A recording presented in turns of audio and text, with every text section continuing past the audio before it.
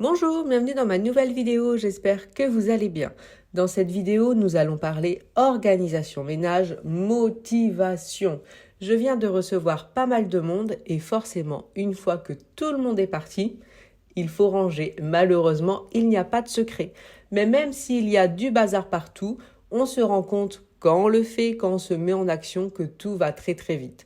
Je vais donc forcément commencer par la cuisine, car c'est là où tout va se passer, où j'ai besoin de lancer le lave-vaisselle plusieurs fois.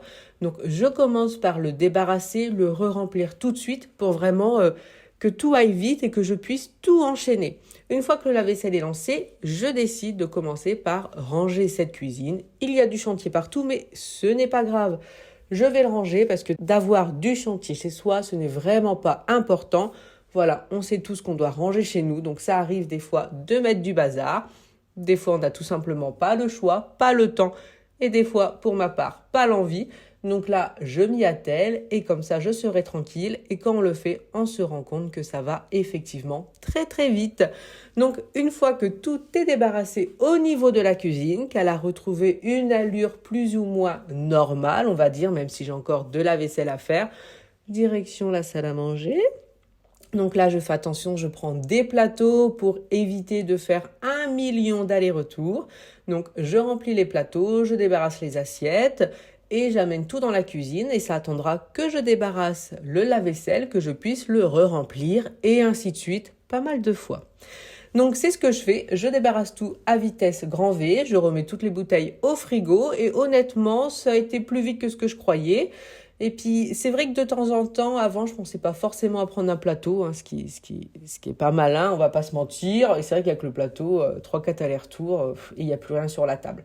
Donc je mets un petit coup sur la table tout de suite pour enlever les petites taches qu'il y a pu avoir, ce genre de choses.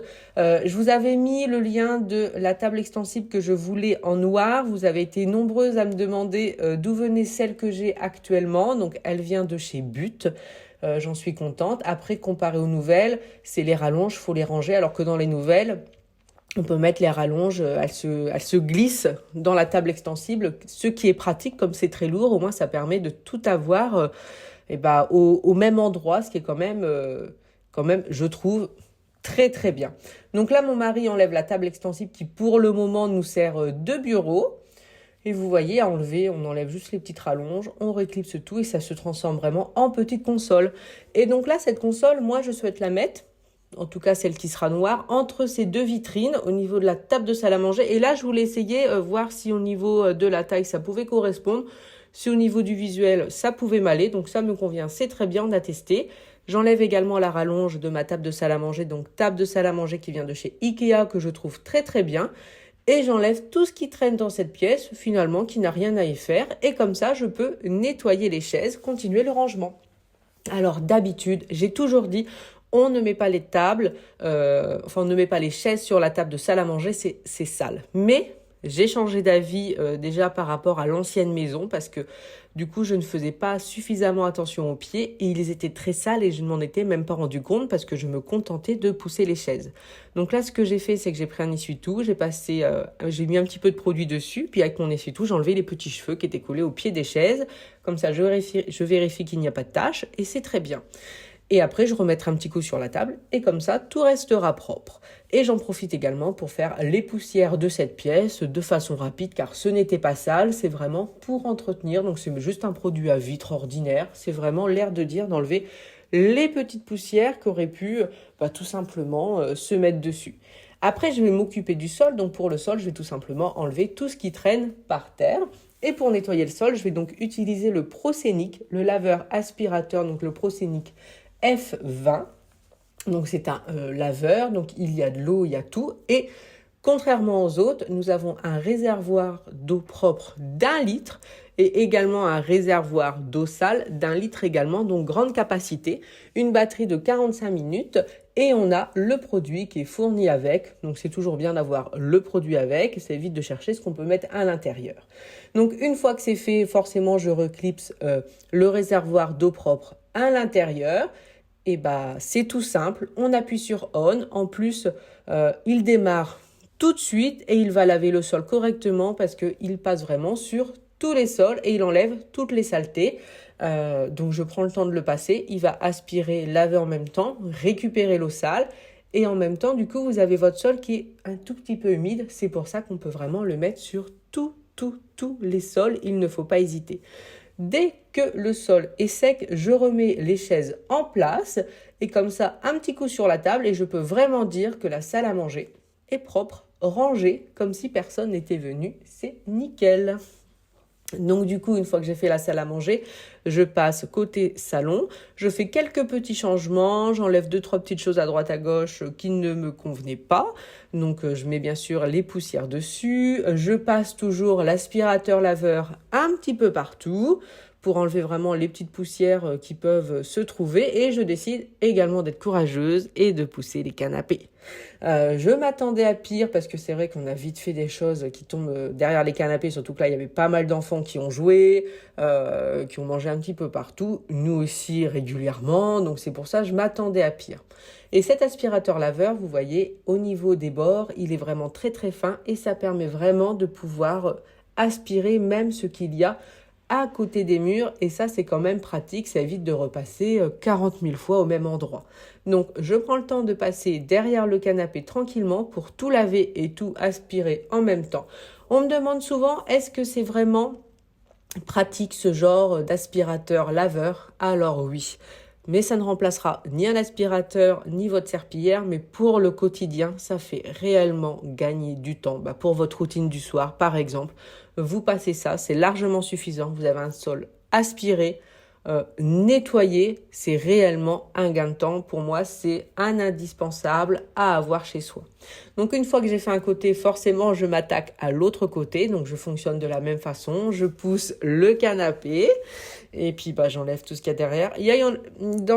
Par rapport à ce canapé-là, il y en a un petit peu plus, tout simplement parce que c'est là où on est avec Jules le plus souvent, c'est de ce côté. Donc forcément, il y a plus de chantier. Donc je ramasse les gros trucs au début et après tout simplement je continue à passer cet aspirateur laveur. Donc je prends le temps de le passer correctement pour que tout soit nickel chrome et qu'on voit vraiment la différence. Et c'est comme tout. Voilà, on pousse pas le canapé, on sait pas que c'est sale, mais c'est pour ça, faut y penser de temps en temps. Et quand c'est fait, on sent sa maison tout de suite plus propre, même si honnêtement, c'est vraiment juste parce qu'on sait qu'on l'a fait. Donc bien sûr, moi, il y a toujours Mimi qui reste toujours à côté de nous, qui aime bien regarder ce qu'on fait, ou en tout cas, peut-être qu'elle vérifie si on le fait bien.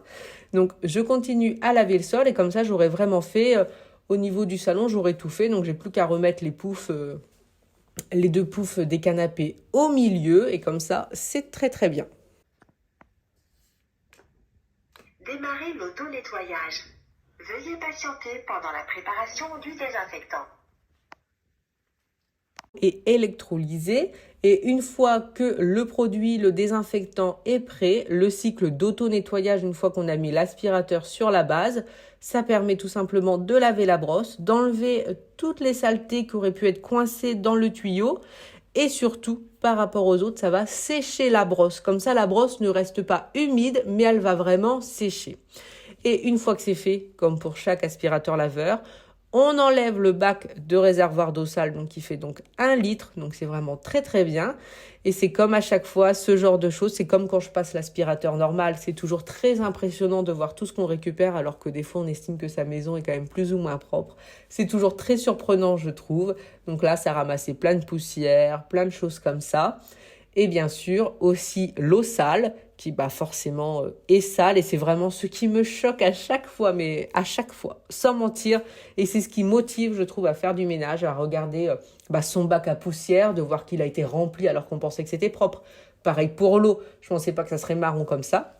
Donc là, je vais me contenter juste de prendre éponge liquide vaisselle. On peut juste rincer à l'eau, mais là, je voulais vraiment nettoyer correctement. Donc éponge liquide vaisselle, et comme ça, l'aspirateur est nickel. Et je continue après, bien sûr, le rangement de la cuisine, donc les cycles du lave-vaisselle, tout simplement. Je débarrasse, je re-remplis, et ainsi de suite. J'ai envie de dire pendant un petit moment également, parce que forcément, pas mal de vaisselle. Mais bon, on va pas se plaindre, c'est le lave-vaisselle qui lave, je n'ai qu'à débarrasser. Et comme je l'ai déjà dit, débarrasser le lave-vaisselle, c'est une tâche qui prend, pour moi, 3 minutes, 4 minutes, c'est tout. Et du coup, une fois que tout est fini, il ne me reste plus qu'à passer la serpillière un petit peu partout dans la cuisine pour que les surfaces soient toutes propres. Comme ça, salon, salle à manger, cuisine qui était débarrassés, sont nickel. J'enlève les quelques taches que je trouve à droite à gauche et comme ça, je suis très contente. Tout est redevenu normal. Merci d'avoir regardé la vidéo et je vous dis à bientôt. Merci beaucoup.